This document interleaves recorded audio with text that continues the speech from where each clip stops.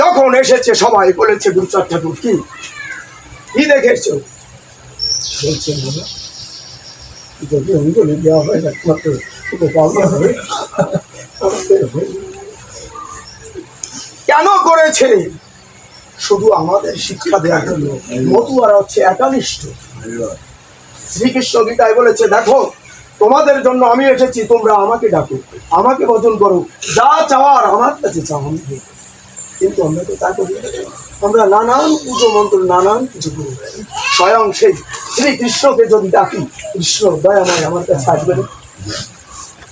কত এসেছে প্রমাণ ভাগবত গীতা দেখলে পাওয়া যায়।